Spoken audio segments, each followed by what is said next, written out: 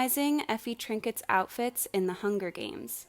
The early 2010s were an interesting time for the young adult film genre. In 2008, the Twilight movie came out, breaking box office records and becoming a full-blown cultural talking point, effectively changing the course of literature for the next decade. Other similar book-to-film adaptations, like Percy Jackson, were also immensely popular, and it seemed as though every other day there was an announcement about some dystopic YA series being made into a movie, and The Hunger Games, written by Suzanne Collins, was one of them. For those unfamiliar with The Hunger Games, allow me to provide a very brief synopsis of what goes down in the 4 films. In a dystopic future, the country of Panem is divided into 12 districts of varying levels of economic status. Our protagonist, Katniss Everdeen, who is from District 12, is chosen to participate in an annual Battle Royale-esque deathmatch, with the sole victor of the Hunger Games being granted riches, glory, and of course, their lives. Against all odds, she manages to win, inadvertently lighting the spark of the country's revolution. The series follows Katniss as she tries to embrace her new role as the face of the rebellion, and her struggle to survive the many attempts to kill her.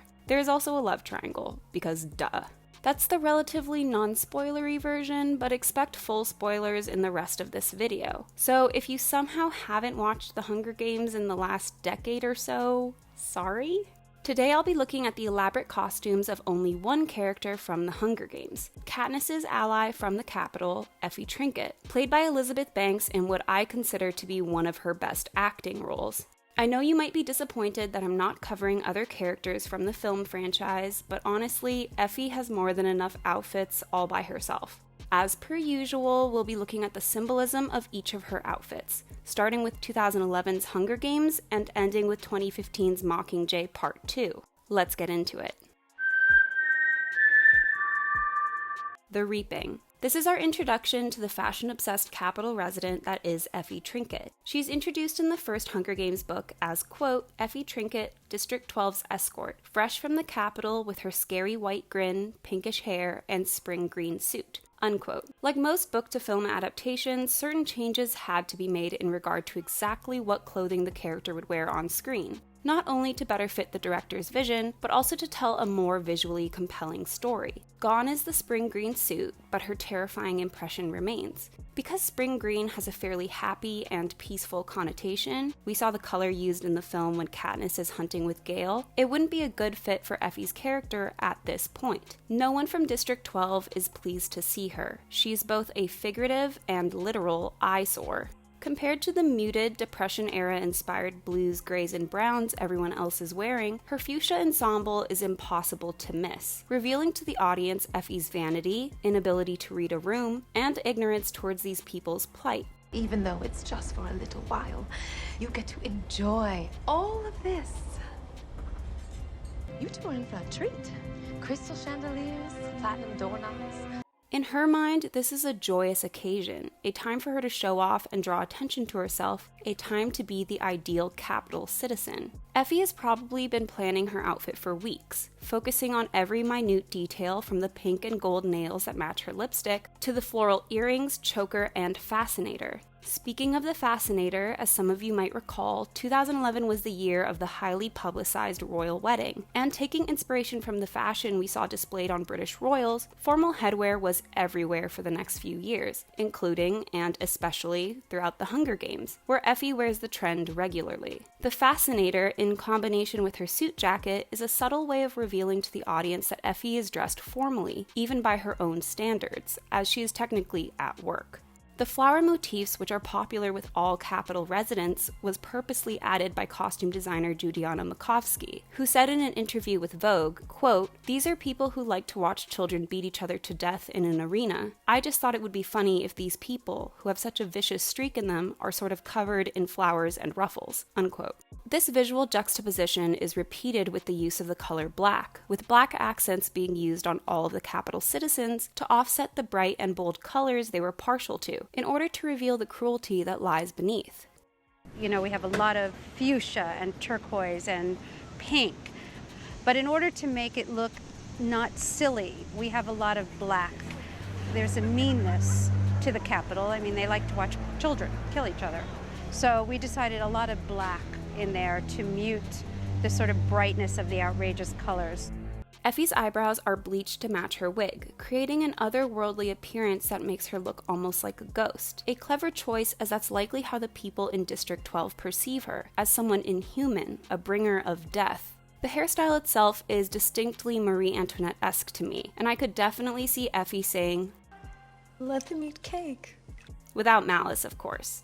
And I don't think they let them have dessert. And you can. We should have some chocolate-covered strawberries. Oh, marvelous. Please. We can also see a late Victorian influence in her dress, most obviously with the inclusion of the bustle-like silhouette of Effie's peplum jacket in conjunction with the tight-fitted skirt, as well as the large, over-exaggerated shoulders. Like all of Effie's outfits in this film, she is also wearing a pair of gloves, black to match the blouse she is wearing under her pink jacket. In both film and literature, gloves are symbolic of a character's ulterior motives, often implying they're hiding something. In Effie's case, her true self is hidden behind the character the Capitol has brainwashed her into being. Historically, glove wearing has been considered proper for much of women's fashion, and considering a lot of the Capitol's fashion seems to take inspiration from the 18th and 19th century, wearing gloves would have been the norm. While Effie wears gloves throughout the film, this is a rare moment in which she takes them off, in order to reach into the bowl of names. While the series is meant to take place sometime in the 22nd century, there's something distinctly 2010s about her outfit. A peplum dress with heels? Who didn't wear that in 2012?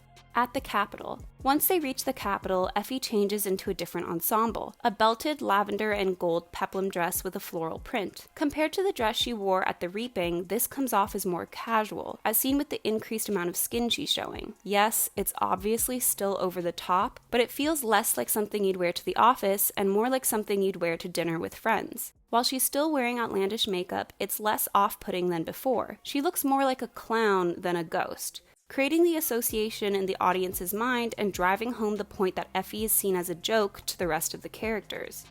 Nice dress, too. Not yours. Loosen your corset, have a drink. Again, we see the floral motif in the pattern of the dress and in the large flower headpiece she is wearing, representative of the cruelty of her job compared to her sweet personality.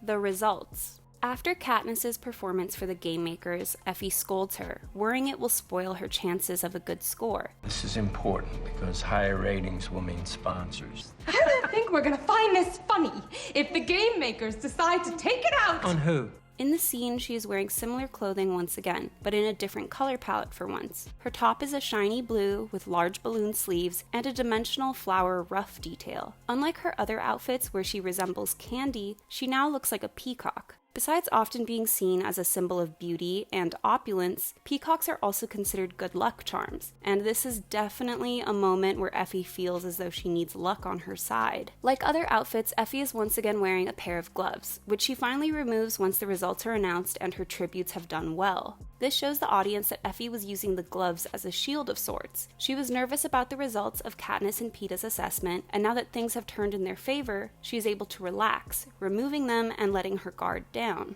The scene as a whole is representative of Effie's concern about propriety and appearances. The idea of Katniss being disrespectful embarrasses her. Things like bad manners outright disgust her, which is ironic because the Capitol is literally killing people and she doesn't have a problem with it. That is mahogany. Young lady. You realize that your actions reflect badly on all of us? Eyes bright, chins up, smiles on. I'm talking to you, Katniss. Manners. Attitude. How about it's just bad manners, sinner? How about that? The interviews. At the televised interviews, Effie dresses in an outfit that is eerily similar to her first at the reaping. It is fuchsia in color with sharp angular shoulders and a ruffled flower at the collar. Because this is a work event, she again looks more formal and appropriate than her previous two outfits. Her outfit here mirrors her outfit at the beginning of the film because it mirrors her circumstances, but instead of meeting Katniss, she is possibly saying goodbye to her forever. Just like other outfits we've seen her wear in this film, this dress reveals how much of the Capitol's indoctrination Effie has absorbed, and how little of her own personality she's retained. She's somewhat delusional in an almost childlike and naive way.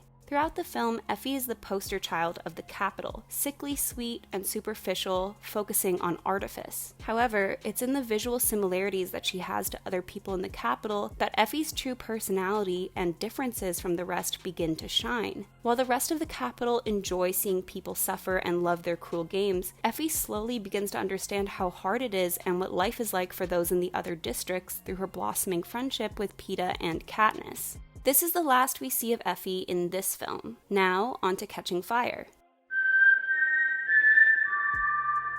Return to District 12. After growing attached to Katniss and Peeta and redeeming herself as a Capitol escort for being in charge of a group of successful Hunger Games victors, Effie now has a team of people by her side. And in a way, she's more cocky and confident than before. This is reflected in her outfit, which is less work appropriate than the previous film, just outright fashion forward. The pattern of her dress resembles both a doily and a snowflake, reflecting her sense of propriety and the cold landscape, showcasing that Effie hasn't quite warmed up to the district itself yet, just a select few members of it. You'll get used to the smell. The dress itself is from the Alexander McQueen Fall/Winter 2012 collection, the first of many McQueen dresses Effie winds up wearing in this movie. With the addition of the fur and her large white wig, she almost looks like a poodle. Unlike the previous film, which seemed to hold some 2010s fashion sensibilities, Effie's wardrobe in this film is far more futuristic, with the costume designer for this film, Trish Somerville, stating in an interview with Vanity Fair that, quote, "In the world of Panem, in the Capitol, fashion is constantly changing. After the first film, we got to change with trends and fashion like in the real world, but at a different pace in the Capitol. I did want all these groups of people to look like they shopped from different stores. I didn't want everyone to look like they lived in this one city and shopped at this one store, or had one stylist or had one personal shopper doing all their clothes." End quote. While the silhouettes of Effie's wardrobe have changed since the first film, the audience can understand that this is simply the effect of the fashion trends of the Capitol changing, much like how Katniss's braids become popular with other young girls. Your hair looks lovely, darling. When did you start wearing it like that? Everyone at school wears it like this now, Grandpa. And while Effie's style does look different, we can still identify the outfits as belonging to her and fitting with her character. The Victory Tour. When Peeta and Katniss go on their victory tour of the other districts, we begin to see Effie's trust and faith in the Capitol system waver after the group is treated with hostility by the peacekeepers. Well, I never. During the trip, we see Effie one time in District 11, dressed in a blue skin-tight dress with bold pagoda shoulders draped in feathers. The dress also has a waist-cinching silver belt, and we'll see belts used on Effie regularly throughout this film, a stark contrast to the peplums of the first Hunger Games movie. Effie's clothing purposely looks uncomfortable, with Elizabeth Banks stating in an interview with People magazine, quote, "It was important that my clothes be constricting to give the sense of the oppression Effie lives with." The costume designer confirmed this as well by saying, quote, "Effie is in a really tough position. She's lived this Capitol life, but she starts to realize how damaging this all is. She looks happy, and she's very Capitol, and she's vibrant, and she's colorful, but she's always uncomfortable. I have her always kind of teetering on her shoes. Her waist is always pinched in just too tight, like she can never really relax and be comfortable. She's always kind of torturing herself, or paying penance to herself, for all the things that are happening in the Capitol that she's not okay with." Unquote. While there's no denying that Effie loves fashion and would much rather dress the way she is used to, as we'll see in the next film, there's also a lack of choice on her part, as she's been brainwashed by the Capitol to believe that she must not only dress this way, but act a certain way and believe certain things. I said, enjoy it, Katniss. You've earned it. By killing people. Party at the Presidential Palace.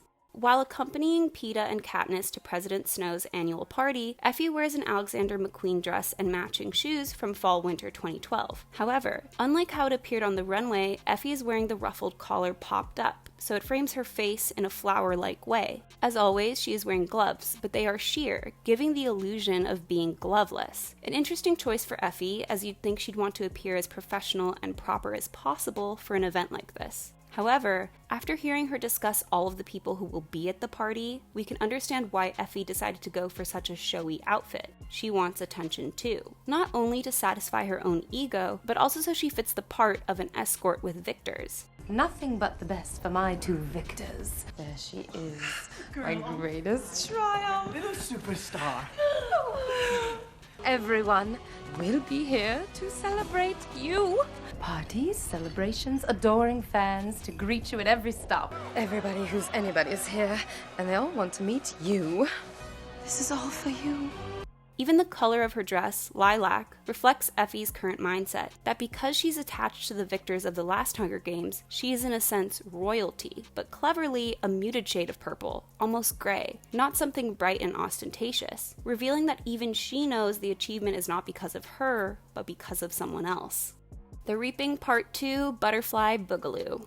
At the Reaping for the 75th Hunger Games, Effie must choose a tribute from the previous pool of victors, leaving her having to pick between Haymitch, Peeta, and Katniss. Many people in Panem find this decision unfair, not only the victors and Effie, but citizens from every district. And this lays down the groundwork for the coming rebellion. Besides the color of the dress referencing their team colors, gold, there's also more literal symbolism. Completely covered in butterflies, Effie is literally transforming before our eyes, metamorphosing. In this moment when she's forced to see Katniss once again get shipped off to the Hunger Games, she's finally affected by not just her own actions, but the actions of her district. She's become disillusioned with the system and with the Capitol entirely. Throughout this film, her character fights an internal battle between her Capitol life and the pain she feels at seeing people she loves be put in harm's way. We can see this internal struggle when she is performing the Reaping. Unlike the first film, where she chipperly announced Katniss's entrance into the Hunger Games, this time she's close to tears. She doesn't break, as it goes against what she's been taught throughout her life, but she's close.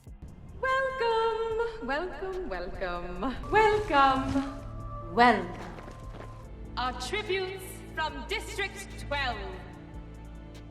Well, go on, you two, shake hands. The tributes from District 12. Katniss Everdeen and Peeta Mellark. The dress, like many others, is Alexander McQueen, and it's from the Spring-Summer 2011 collection. Her black heels, aptly called the Fang, are Iris Van Herpen and feature sharp, teeth-like motifs that juxtapose the dress brilliantly. The contrast between her dress and these terrifying shoes reveals Effie's struggles. She cares about Katniss and Peeta, but she isn't ready to break the Capitol's rules, at least not yet. The train ride. As they head back to the Capitol, Effie explains to the others that she sees them all as a team, a family, and that she wants everyone to know that they have one another's back. Her golden hair will be the symbol of her allegiance to them, an ode to Katniss's gold mockingjay pin, which has become a symbol of the resistance. We're a team, aren't we? Katniss has her gold mockingjay pin. I have my hair.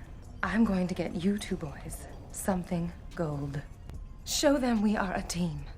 The color gold in the Hunger Games books is used to symbolize courage and strength, something Effie is currently showcasing. While it might seem silly, Katniss and Peeta might die after all, at this point everyone understands the kind of person that Effie is, and that to her this is a big deal. Don't forget, to Effie, fashion is how she expresses herself. It's a huge part of her. And even if it is just through her hair, she's loudly and proudly proclaiming that she does not stand with the Capitol, but with Katniss. The dress is a bright and bold shade of red, with intricate details and sharp shoulders. This is one of the brighter ensembles we've seen Effie wear, not only in this film, but in the last as well. She's no longer going for sweet floral colors. The color red has both positive and negative connotations in film and literature. On one hand, it can stand for bravery and passion, but on the other hand, death and danger. This is revealing to the audience that while Effie's dress is helping bring her strength, it's also representative of their foreboding circumstance. The Interviews Part 2. While Katniss and Peeta are being interviewed before the quarter quell begins, Effie wears another Alexander McQueen Fall/Winter 2012 dress. Once again, this is a work event, and like the previous year, she's also wearing fuchsia, a color we must assume is popular in the Capitol. The dress is ruffled and full, making her look soft and inviting, undoubtedly something Katniss needs right now. The dress also contrasts with Katniss's wedding gown beautifully. The dresses are vastly different shades and silhouettes, yet they go together, solidifying that they are now a team and that Effie wants to help Katniss whatever way she can. Goodbye. After the interviews, which fail to have stopped the games, Effie says goodbye to Peeta and Katniss before they enter the arena. She again is sporting her glittering gold wig, and her patterned metallic dress features gold accents. This is the moment when Effie is truly apologetic for her actions and for her part in this system. She wants better for Katniss and Peeta, and wishes things were different for everybody. Well, you both deserved so much better. Compared to many of her other outfits, this dress is also more dull in color, featuring dark shades of green and blue, making this her version of a morning dress. As hopeful as she is, she knows deep down that it is unlikely for the both of them to return from the games twice. Unlike her other dresses in this film, which were skin tight and looked uncomfortable, this peplum dress almost looks too big for her, undoubtedly more comfortable than what she's been wearing. This reveals to the audience that Effie has made her decision. She doesn't want to hide her true feelings and blindly follow the Capitol's rules anymore. It's also interesting to note that throughout this film, Effie has been wearing less and less white face makeup, as though she's slowly regaining her humanity.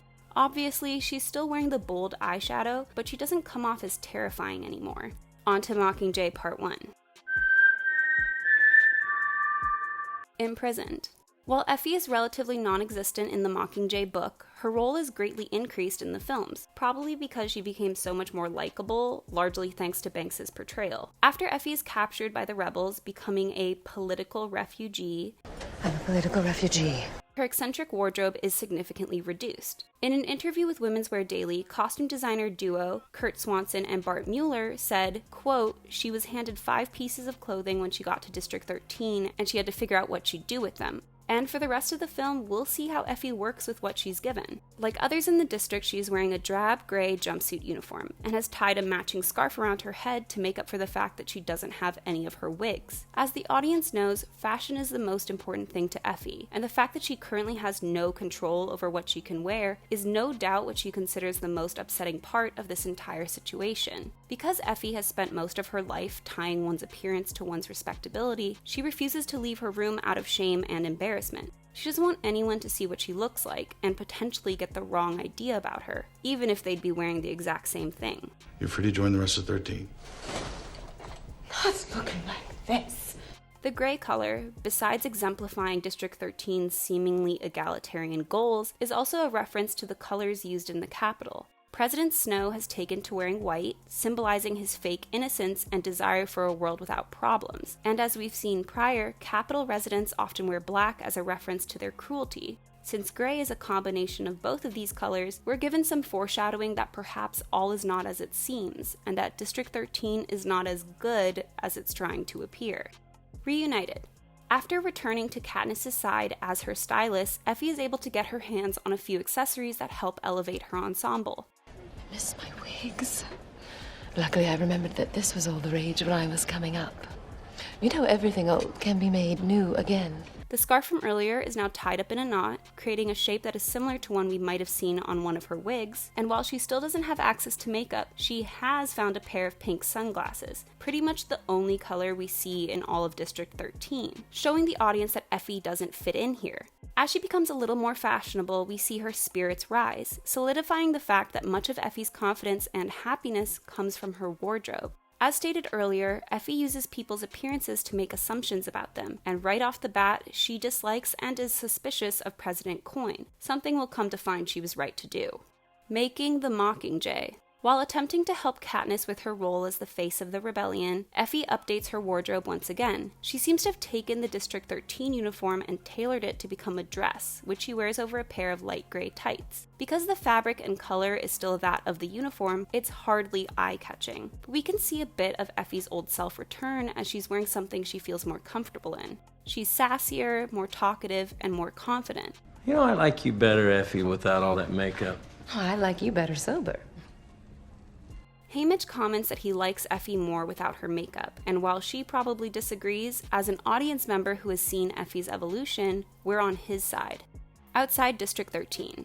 When she and Katniss venture outside, Effie is wearing the uniform once again, but has modified it so the collar is popped and she has a bit of a train. She's also added a brooch or two, including one in the shape of a flower. You can take the girl out of the Capitol, but you can't take the Capitol out of the girl. More of the same. During President Coin's speech about making Panem a democracy, Effie is visibly upset and nervous. Unlike others who are wearing gray, she is wearing black, with a veil across her head along with the scarf from earlier. This reveals to the audience that despite the time spent there, Effie still isn't a part of District 13. She doesn't side with them and doesn't agree with their politics. I wonder if she sees that President Coin is on her way to becoming just as much of a dictator as President Snow. After all, Effie grew up listening to those types of speeches. This black outfit is Effie in mourning the life she once had and the country she grew up with. A fitting way to end this film. The wedding. We first see Effie in Mockingjay Part 2 at Finnick and Annie's wedding, where she wears a soft pink dress we'd seen her making in the previous film. Once again, she is the only pop of color in District 13, solidifying the fact that she is the odd man out. While she still hasn't gotten her hands on any makeup, she has found a wig. Where'd she get it? Who knows? To match her dress, she is wearing a large floral fascinator, and as a whole, the outfit is reminiscent of one she's worn in earlier films. The implication of this outfit is that in spite of her reservations, Effie is hopeful. Not that things will go back to the way they were, but that they might be better. Back to the presidential palace. I remember the first time I brought you here. Effie references Catching Fire as she and Katniss make their way to the presidential palace, and it's fascinating to see how things have changed since that party. Visually, the two moments couldn't be more different. In Catching Fire, when they come upon the palace at night, it was a joyous occasion with bright colors and fireworks. Now all of the life and color has been sucked out of the scenery, mimicking their circumstances. Both Effie and Katniss can't go back to the people they were before. They've been hardened and saddened by their individual experiences. While she definitely has access to makeup products, Effie retains the more natural look she'd worn in District 13, revealing that she doesn't feel the need to wear her capital mask anymore. Even her hair, while big, is simple in comparison to her other hairstyles. She's less shallow than she was before. The costumes designers said, quote, "We thought about what Effie would do once she was able to go home and had her clothes, and how she's maybe changed by the experience of 13. There's a subtle change. A bit less fluff to her, less makeup." The silhouette of the gown, with its large collar that surrounds her entire head, is a reference to the dress she wore the last time she was at the palace, and the color of the bright fuchsia dress alludes to the other dresses Effie has worn over the course of the films. But instead of her job being to bring Katniss to her death, now she's preparing Katniss to kill someone else. On a side note, this is actually my favorite outfit of Effie's, a showstopper. While preparing Katniss for President Snow's execution, Effie wears another dress that resembles one she's worn previously. The gray suit with fur trim greatly resembles the one she wore at the beginning of Catching Fire. She's again dressed to match her surroundings, not just the cold winter landscape, but the grays of the new regime in charge of Panem. While earlier she wore bright colors to match the rest of the fashionable people at the Capitol, she's adapted, and is now wearing something similar to President Coin. An interesting choice because we've seen how much Effie dislikes Coin, not just her personality and morals, but her fashion as well. Effie knows that as a Capitol resident who actively participated in the Hunger Games process, she is not safe, and her wardrobe reveals her knack for self-preservation. Her wig and makeup are some of the most natural we've seen so far, and the difference in Effie's appearance from the first film to the one now perfectly exemplifies how she's changed over the course of the series. Because this is the last we see of Effie, we have to wonder what she'll do and what she'll dress like once she returns to the Capitol after the change in power. What do you think she'll be wearing? Out of all of the films, my personal favorite in regard to the wardrobe must be the first Hunger Games movie. Costume designer Judianna Makovsky did an amazing job creating the world of Panem, and it wound up setting the course for costuming for the rest of the films. Dressing hundreds of background characters is no easy task, and yet not one seems less thought out than the other. It's unfortunate that because of its connection to young adult literature that the film wasn't considered for the Academy Award for Best Costume Design. The industry can be weird that way. On a side note, if anyone in Hollywood winds up watching this video, I am begging for a good Del Toro quest or Ugly's live-action TV show or movie. Both series have so much potential and it'd make all of my childhood dreams come true. Just please don't turn it into another Riverdale knockoff. Which of Effie's many outfits was your favorite? I hope you enjoyed this video. Don't forget to like and subscribe, and I'll see you soon. Bye!